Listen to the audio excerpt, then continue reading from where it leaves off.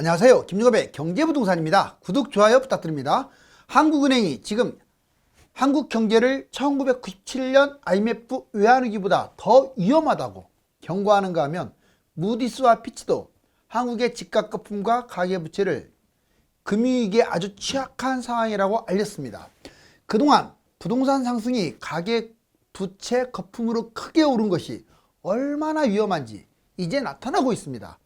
미국의 금리 인상, 러시아 디폴트, 중국의 경제 위기가 끊임없이 거론이 되면서 심각한 연쇄 부도가 날 수도 있습니다. 유료 상담은 010-3999-8808 전화 주십시오. 자, 한국의 제2의 IMF 외환위기. 이런 일 일어나면 안 되죠.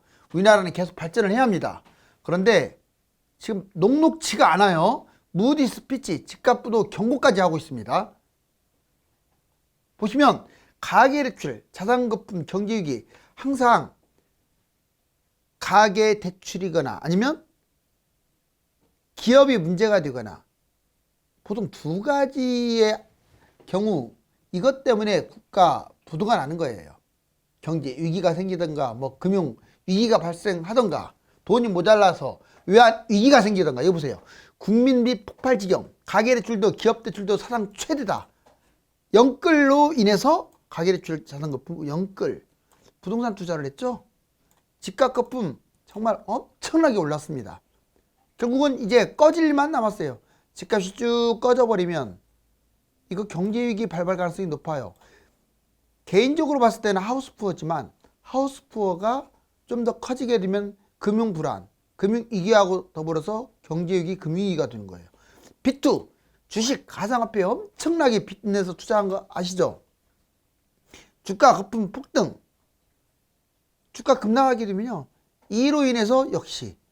그 다음에 사업대출, 무분별하게 사업대출 우리나라처럼 많이 해주는 곳 없어요. 연체, 폐업 계속 이러면서 또 우리나라가 이 자영업자 비율이 높아요. 빚도 막 3, 4억씩 있어요. 결국 지금 얼마나 힘들겠습니까? 코로나 때문에 하루에 막 50만 명, 40만 명, 60만 명 그런다는데, 자, 사업 파산이 일어나면 결국 경제 금융위기로 가는 거예요. 이 세 가지 어느 하나 안전한 게 없다. 자, IMF, 무디스, 피치, 한국 가계부채 강력 경고한 걸 한번 볼까요? IMF 경고, 4억 빚내가지고 10억 집산 영끌 비조. 다른 나라에서도 올린답니다. 이렇게 해가지고 이렇게. 우리나라가 수입이 많이 늘어났나 봐요. 어떻게 4억을 빚내갖고 막 10억짜리 집을 사고, 10억짜리 집 사는데 그나마 4억은 양반이 예전에 막 60% 대출. 자, 한국을 경고한 나라들 IMF. 가계부채와 국가부채가 급증 하나같이 이걸 끄집어내고 있어요. 특히 가계부채. 국가부채는 최근에 부각되고 있어요. 국가에서 이제 코로나 문제로 너무 이렇게 계속 돈을 갖다 풀다 보니까 부채가 급등한 거예요. 금리 인상 플러스 부실대출, 거품, 이 세 가지가 묶여져 가지고 집값 폭락을 가져오는 거죠. 선진국이 14%, 신흥국이 22% 집값 폭락을 가져올 것이라고 IMF 연구기관에서도 말을 했습니다. 특히 우리나라에 대해서도 이게 아주 강력하게 지적을 했죠. 무디스 볼까요? 가계부채 위험수위 증가율이 아주 최고치다. 또한 국가 채무 비율이 60%. 여러분들 국가 채무 비율이 우리나라가 아주 낮았었어요. 30, 40밖에 안 되는데 이 60%는 위험선을 넘어간 거예요. 신용등급 하락, 이제 그런 얘기까지 나오잖아요. 재무 건전성 평가에 악영향을 주면 결국은 부도난다 이 말이죠. 자, 피치 볼까요? 가계부채와 국가부채 똑같은 말 하고 있네요. 정말 경고. 즉 IMF, 무디스, 피치가 공통적으로 하는 말이 가계부채 경고. 국가부채는 증가율을 문제 삼고 있어요. 재정 악화, 국가 신용등급 강등까지도 거론하고 있고, 저출산 고령화, 집값 급락을 경고하고 있습니다. 즉 앞으로 잠재 성장률이 0이라고 하잖아요. 0. 인구는 줄고 성장의 엔진은 식어가고. IMF와 OECD, 우리나라 한국 경제 경고, 나라 빚 증가 속도 선진국 중에 1위고, 잠재 성장률 아까 말씀드렸듯이 인구 급감, 저출산, 고령화 문제로 잠재 성장률은 꼴찌입니다. 생산인구도 급감하면서. 중장기 침체 35개국 선진국 중에 1등이래요. 세상에 35개 선진국 중에서 가장 중장기적 침체가 문제가 된다는 것은 이건 심각한 거죠. 특히 출생률 때문에 그래요. 경제 10년 후에 0%, 10년 후에는 이제 제로 성장을 할 것이다. 새로운 동력 빨리빨리 필요합니다. 통일을 하든 아니면 해외에서 인구를 많이 유입을 하든. 자, 인구 구조가 아주 심각하죠. 저출산 고령화, 출산율 세계 꼴찌, 생산인구 급감. 이 인구 구조 때문에 지방의 부동산이 문제가 될 것이라고 제가 분명히 말씀드렸어요. 국가부채 급증, 국가부채 51%로 1등입니다. 사실상 증가율이 1등이라는 거예요. 26년 66.7%로 올라갈 것이다. 60% 넘어서 버리면 위험수위라고 했습니다. 총부채 GDP 대비 270%. 정말 천문학적이죠. 우리나라 GDP 대비 270%. 기축국가가 아닌 상황에서 빚이 많은 건 좋은 징조가 아니죠. 부동산 폭락, 가계부채 당연히 심각하니까 전세대출 무진장이 해줬어요. 지금 사금융까지 따지면은요, 빚이 얼마나 많은지 모릅니다. 집값거품 상승률 주요 국가에서 지금 1위예요. 집값거품, 가계대출 이런 것들이 지금 증가율이라든가 또는 절대적 1위라는 게 아주 심각한 거죠. 영끌, 이제 크게 세 가지가 위험인자예요. B2, 자영업자. 결국은 초비상이죠. IMF 외환위기 또 발생. 우리가 지금 외환 보유고 많지 않아요. 뭐 4천억, 5천억 갖고 그 옛날에 500억 가치도 안 돼요. 왜냐, 지금은 경제 규모가 커져가지고. 영끌 B2, 자영업 초비상입니다. 대출 절벽에 금리 인상까지 다중고를 겪고 있죠. 계단식 금리 인상이 계속 진행되면 이 셋이 못 버틴다 이거죠. 2030 B2 영끌, 주식, 부동산 투자, 무분별한 막 투자를 한 거죠. 변동금리가 81%라서 계속 금리는 올라갈 거예요. 영끌 주택 매입 다행히 지금은 급감하고 있는데 지금까지 너무나 무지막지하게 대출을 해주는 바람에 매수 감소로 집값은 지금 떨어지고 있어요. 물론 이번에 LTV를 시작으로 또 윤 당선자가 어떻게 할지 또 모르죠. 자, 자영업자 245.6만 831.8조 1인당 대출 3.4억이에요. 대출 중단, 인상 타격. 만약에 금리 인상이 되고 대출이 딱 스톱되면 계속 빚으로 꾸려갔던 사업장들은 그냥 폐업이 되거나 파산이 되는 거죠. 코로나 장기 폐업. 코로나가 아주 심각해요 지금. 다중채무자가 423만. 그냥 1금융권만 빚 있으면 좋은데 2금융권, 심지어는 눈에 보이지 않는 사채까지. 심각하죠. 사업 실패, B2, 영끌. 바로 여기서부터 경제 불안, 경제 위기가 터지는 거예요. 금리 높은 제2금융권, 비은행 대출이 무려 61.7%. 여러분들 은행 대출 캐피탈도 상당히 세지 않아요? 정말 높습니다. 그런데 비은행권 대출은 오죽하겠습니까? 다중채무자의 61.7%가 여기에 무슨 떼돈을 번다고 이러겠어요. 빚에 빚을 얻는 거죠. 계속 빚 갚느라고 평생 보내는 거고, 결국 그게 구조적인 사회적인 문제가 됐을 때 경제 위기가 터지는 거고. 자, 이제 세계의 나라를 보자고요. 세계를 주물럭거리는 강대국 미국, 러시아, 중국을 한번 볼까요? 이 나라들이 금융위기가 터지면 원자재라든가 또는 경제 규모 이런 부분들 때문에 도미노식 경제위기가 터질 수 있고, 수출 해외 의존도가 높은 우리나라는 직접적 타격을 가져올 수가 있다. 러시아 신용등급 또 하향합니다. 국가부도 위기 지속. 이번에 러시아가 부도가 사실상 날 뻔했는데 딱 막았다고 하잖아요. 근데 그 믿지 마세요. 일시적인 거예요. 일시적. 러시아 경제위기 아마 중국에서도 도와주고 그런 것 같은데 한국 경제에 악영향입니다. 일단 왜? 자동차, 조선, 수출 이런 것들에 차질이 생기고 전기가스, 물가는 계속 올라가겠죠. 특히 이게 문제예요. 우리나라에 원유, 원자재가 급등하면서 우리나라 제반 모든 게 경제 상황이 흐트러져 버린 거예요. 물가 올라가지, 경기 침체. 이렇게 되면 스태그플레이션이 터져버릴 수도 있어요. 미국만의 문제가 아닙니다. 러시아 부도 대응과 파장, 3대 신용평가사가 C등급 사실상 디폴트 임박 단계예요. 이거 C등급은 디폴트라고 보시면 돼요. 부도 해결보다 방치할 것으로 지금 예상이 돼요. 만약에 이게 서방 국가들, 나토 국가들이 자기들끼리 끼리끼리 해가지고 뭉쳤다라고 판단하게 되면요, 러시아는 니들 멋대로 해라 이렇게 해버릴 수도 있어요. 니들이 우리 원유라든가 원자재 없이 한번 얼마나 버티는지 보자. 이번에 러시아가 우크라이나를 공격함으로써 제가 보기에는 개인적으로 상당히 이건 지탄받아야 마땅한데, 역설적으로 경제적인 분야에서 러시아가 차지하는 비중은 낮았지만 그 원자재라든가 산업 동력 차원에서 정말 중요한 나라라는 걸 이번에 또 깨달은 거예요. 러시아가 장기적으로 문제가 되면요, 결국 어느 나라인가는 또 사단이 납니다. 경제 성장률 곤두박질 칩니다.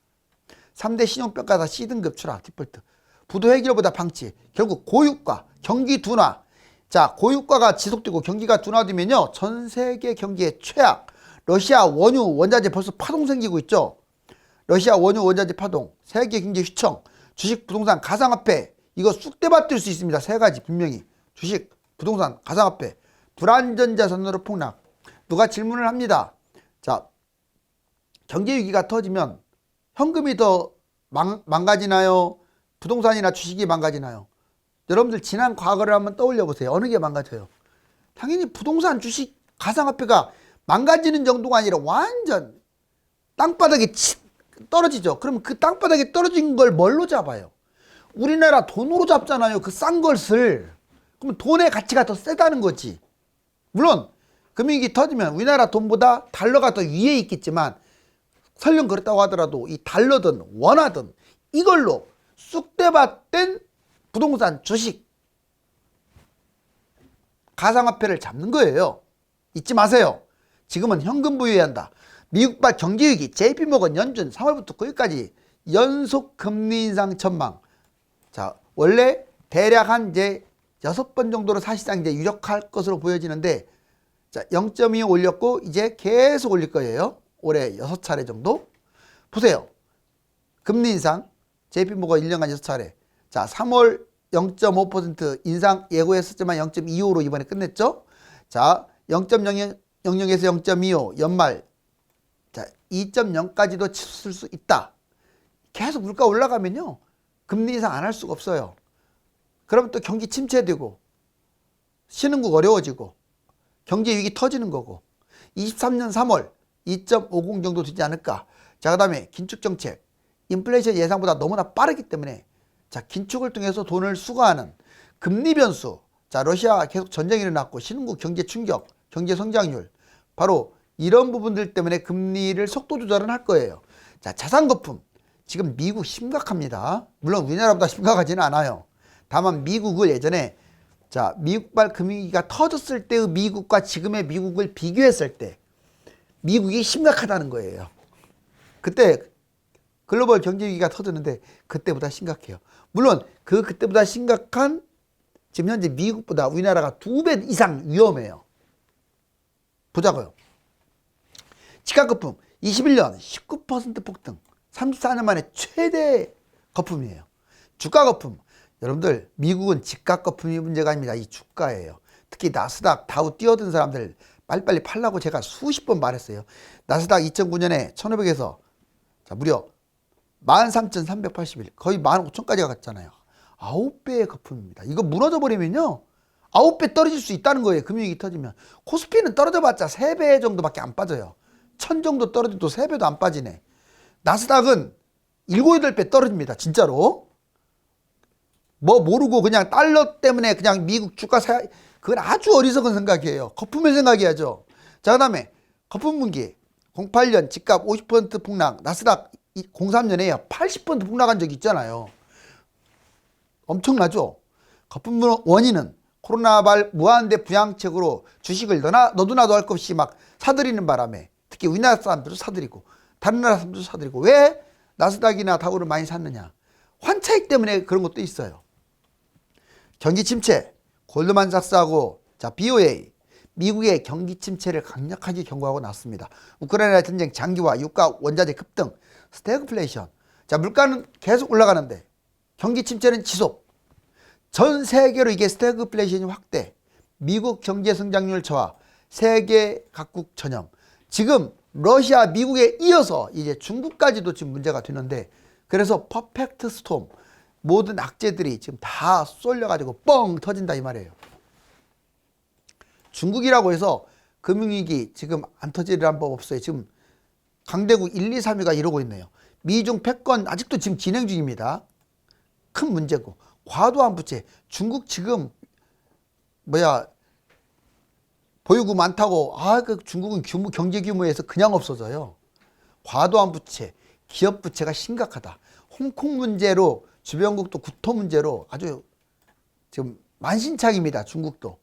대만하고 뭐 전쟁한다고요? 제가 보기에는 전쟁할 수도 있죠. 지금 너무 어려운 상황이니까. 그런데 잘못 오판했다가는 큰일 나겠죠. 지방정부 기업 디폴트 확산. 지금 중국이란 나라가 이제 이 방송 한 김에 말씀을 드릴게요. 우리나라를 너무 깜보고 무시한 것 같아요. 그 원인은 여러 가지가 있는데 이참에 우리나라가 결코 간단한 나라 아니에요. 중국하고 우리나라하고 전쟁하면 우리나라가 박살날 것 같죠? 그냥 그렇지 않습니다. 중국은 나라 구실 못할 정도로 망하고요. 우리나라는 이제 사라지겠지만 우리나라 대단한 나라예요. 세계 6위라고 하잖아요. 6위. 근데 실질적 전쟁 수행 능력은 4위라고 하잖아요. 이번에 러시아 보세요. 세계 2위인데 그런 나라가 세계 2위라고 지금 저렇게 큰 소리 쳤어요. 우크라이나한테 꼼짝도 못하고. 당나라 군대도 그런 당나라 군대가 없습니다. 중국도 비슷할 것으로 보여져요. 공산주의의 이게 바로 허영심, 허구심이에요. 그러니까 중국한테 좀 강하게 나가야 돼요. 이제는. 그리고 탈중국으로 좀 약간 벗어났으면 좋겠어요. 중국을 믿으면 안 돼요. 이런 빨갱이들은요. 결국은 뒤통수 칩니다. 자, 홍콩 문제, 주변국 구토 문제, 지방정부 기업 디폴트 확산. 지금 계속 지방이 부도나고 그러잖아요. 더군다나 부동산 회사들도 부도나고 러시아 연계 스스로 자초했죠. 국제 고립을 자초했습니다. 가뜩이나 코로나 때문에 중국이 상당히 지금 이미지가 안 좋은데 러시아 이번에 편드는 바람에 고립을 자초한 거예요. 인건비 올라가가지고 해외 기업이 다 이탈. 그리고 이용만 해먹으니까 아주 질이 나빠요. 이용만 하니까 다 나가버리는 거야. 그래서 발전의 한계가 있는 거예요. 지금 중국이 진짜 많이 올라왔어요. 경제 성장률이. 그 인구가 많은 나라가. 그런데 정체 앞으로 구도로 갈 수밖에 없어요. 이렇게 이용만 하는데 1대1로 적자, 달러 소진 심각. 지금 1대1로 해가지고 아프리카를 비롯해서 여러 나라를 자기 손아귀에 넣었는데 그 사람들이 이자도 안 주고 원금도 안 주다 보니까 빚에 시달려요. 부동산 폭등, 헝다그룹, 디폴트. 자, 일본과 한국 부동산 버블 붕괴 과정이 똑같다. 일본 부동산 버블 붕괴 과정 봤더니 일본 부동산 프라자 합의. 자, 1984년에서 91년, 8년이죠. 우리나라 한국 부동산 코로나19 버블 8년. 자, 2014년부터 뛰기 시작해서 21년. 어떻게 하필이면 91년에 터졌고 우리나라 21년이나 22년에 터질 것 같아요. 자, 그러면 일본 부채 GDP 대비 약 300% 초과 우리나라, 한국 부채 GDP 대비 약 300%에 육박. 거의 닮았죠. 자, 이번에 일본은 상업지가 더 문제였어요. 상업지 341% 폭등, 주택지 250%. 우리나라 서울 집값이 주택지가 250%라고 보시면 되겠네요. 금리 인상, 이 금리 인상이 사단이 된 거예요. 사단이. 여기는 프라자 합의가 문제가 됐다면 우리나라 프라자 합의라기보다도 이제 외적인 러시아의 문제, 중국의 문제, 미국의 문제가 하나의 원인이 되겠죠. 부동산 80% 폭락, 30년간 장기 침체. 우리나라 부동산 80% 폭락할 수도 있다 이거죠. 너무 많이 뛰어가지고. 다만 20년간 장기 침체. 그런데 저는 이렇게까지는 안 갈 것 같고 그냥 5년 정도 단기 침체로 끝날 것 같아요. 그러기에는 일본보다는 우리나라가 경제 체질이 워낙 강합니다. 자, 이제 한국 부채 폭발 위기, 제2의 IMF 외환 위기. 자, 가계 기업 빚 4천조 돌파, GDP 대비 217.1 역대 최대. 아까 말씀드렸잖아요. 4,562, 271.2%. GDP에 빚 갚으면요. 빚 갚으면 여러분 우리나라 국민들 3번 거지 된다는 뜻이에요. 3번. 가계부채 1807조, GDP 대비 105.6, 37개국 중 1위, 증가율 7.4% 1위, 세계 65%, GDP 대비 100% 한국이 유일합니다. 개인주택 구매, 전세, 사업자 대출 이게 심각하죠. 기업부채 2219조, GDP 대비 111.6, 37개국 중에 6입니다. 이것도 상당히 높아요. 증가율 4%로 3위입니다. 기업부채가 가계부채에 가려진 거죠. 매출 급감, 부채 의존에 지금 증가하고 있어요. 특히 중소기업들이 문제가 심각해요. 은행 부실로 이어지면 금융위기 터집니다. 정부부채 936조, 37개국 중에 23위. 그러니까 아직은 정부 부채는 많지 않아요. GDP 대비 54%. 문제는 37개국 중에서 증가율이 1위라는 거예요. 자꾸 1번만 강조해가지고 지금 빚이 적다고 하는데 그렇게 생각하면 안 돼요. 얼마나 안 좋으면 증가율 1위입니까? 뭐 우리나라가 다른 나라보다 저 돈을 더 받습니까? 코로나 터졌다고? 방만한 경영을 하니까 그렇죠. 이 돈이 어디로 갔는지. 부족한 세수, 집값 폭등 확보, 위기를 기회로 자 2배에서 10배 왕부자 되기. 모든 위기는 지나고 보면 기회였습니다. 2배에서 10배 왕부자 되기. 자 여러분들 모든 투자는 때가 있어요. 평상시는 하지 마세요. 그냥 부동산 정도는 할 수 있겠죠. 지금은 평상시가 아니에요. 꼭지장이야 꼭지장. 아파트는 평상시에 해도 되고 무주택은 탈출하는 게 좋고 달러, 금 상황에 맞게 너무 많이 하지 마시고 일부만. 주식은 아예 하지 마세요. 원칙적으로 평상시 투자는 금지입니다. 아 주식에 투자해야 국가가 발전하는데 왜 못하게 하느냐. 거지 되고 싶으면 하세요. 거지 되고 싶으면. 자 제가 분명히 거지라고 했습니다. 사람들 심리가 웃기는 게 본인이 9번 잃어놓고 한 번 따면 돈 땄다고 막 자랑하고 다녀요. 그러니까 실질적으로 제가 본 거로는 90% 이상이 돈을 잃었거든요. 자, 위험자산 거품, 현금 보유, 기회 창출, 달러 30%, 원화 70%, 주식, 부동산 축소. 당연히 이 위험자산 거품이 심하니까 이런 거 축소시켜야죠. 주식, 부동산. 영끌 비투 지금은 하면 안 됩니다. 집값 하락. 이제 이거 잘 보세요. 이 두 가지. 이때 돈 벌라고. 집값이 뭐 금융위기가 터지든 안 터지든 추락을 했다. 분양, 분양권, 미분양 잡으세요. 금매 잡으세요. 특히 위치가 좋은 상급지로 가세요. 자, 1 플러스 1 앞에 있는 게 금매, 뒤에 있는 게 분양, 분양권, 미분양이야. 1 플러스 1로 잡아도 되고 1 플러스 2, 1 플러스 3까지도 뭐 본인이 자본금이 좀 받침만 되면 왜? 분양, 분양권, 미분양은 전매 제한 6개월 보통 그러거든요. 팔면 되니까. 상급지로 갈아타고 가만히 있으면 안 돼요. 집값 하락할 때는 갈아타게 하세요. 좋은 걸로 갈아타야지 왜 가만히 있어요. 대출과 갭 투자를 활용하세요. 하락장에는 비단을 떼고 자랑할 게 아니에요. 그 사람은 조금 정보를 모르는 거예요. 오히려 대출을 많이 끼세요. 전세 끼고 투자를 해서 오히려 비싼 걸 잡으세요. 상승장에는 거꾸로 하시고 이런 거 하지 마시고. 경제위기. 자 주식, 부동산, 달러. 여러분들 경제위기가 터질 것 같다 그러면 터진 다음에 해야 할 것은 주식, 부동산이고 터질 것 같다 그러면 달러나 금이죠. 자, 인버스 레버리지는 상황에 맞게끔 이제 떨어지면 인버스, 올라갈 때 레버리지. 만약에 경제위기 터져갖고 바닥까지 왔다. 이거 삼성전자 몰빵하세요. 폭락한 아파트 공격적 투자하세요. 아니 그 경제위기로 반토막 났는데 그런 거 안 잡고 뭐예요? 자 이제 시기가 찰칵찰칵 하는데 아주 시뻘건 그림자가 왔다 갔다 하네요. 우리 경제 제반 여건은 아직 튼튼하지만 위험자산의 거품이 지나치게 높고 가계업금과 영세 상공인들의 취약성이 아주 크기 때문에 구조적으로 위험한 상황입니다. 지금부터 정말 신중해야 합니다. 감사합니다.